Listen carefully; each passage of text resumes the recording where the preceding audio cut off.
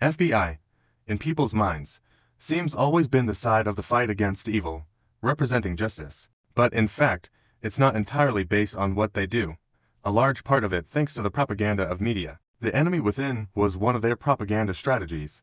FBI justified their role and actions by building an evil enemy within through media and fighting against it. In the early days, this enemy within was usually mafia and gangs. And with time goes, they then gradually turned their goals to serial killers. The shift in their goals, except the reduced visibility of mafia activity, a lot part of it is due to the collapse of public trust in FBI. The collapse occurred not in an instant, but by a series of events, one of the most important events being the COINTELPRO project. On March 8, 1971, the Citizens Commission to investigate the FBI, an activist group operational in the U.S., burgled an FBI field office in Media, Pennsylvania, took several dossiers and exposed the COINTELPRO. What is COINTELPRO?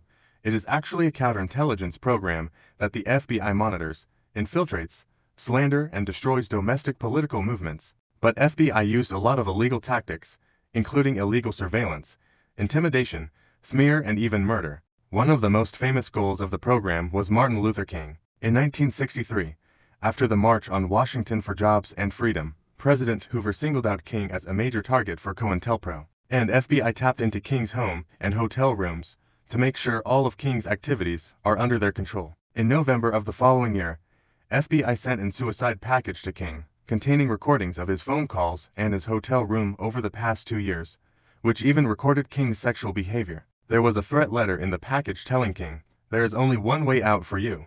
You better take it before your filthy, abnormal, fraudulent self is bare to the nation." The letter also informed King if he did not acquiesce and commit suicide before accepting Nobel Peace Prize, then those audio would be released to the media. When King refused to satisfy their coercion tactics, FBI's associate director commenced a media campaign offering the surveillance transcript to various news organizations. King was lucky in some extent, not getting immediate life threat because of his high popularity.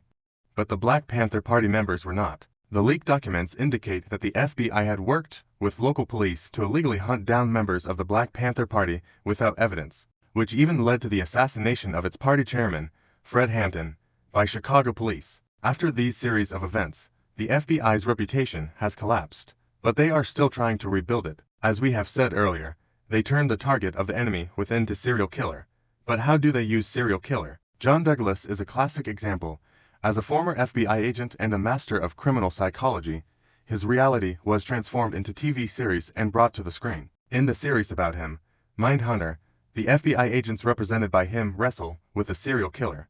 The serial killers in the play are terrible and complex and attractive. FBI's struggle with them is a psychological hint to the audience, potentially creating a righteous image for the FBI and achieving the purpose they want to rebuild their reputation. Basically, this is how the FBI shaped its own image, what kind of reputation crisis it went through, and how it rebuilt its reputation thereafter. What I want to say is that people are easy to be guided by information from the outside world, and we must stay awake when recognizing things around us and this society. Here is Kevin. Peace and love.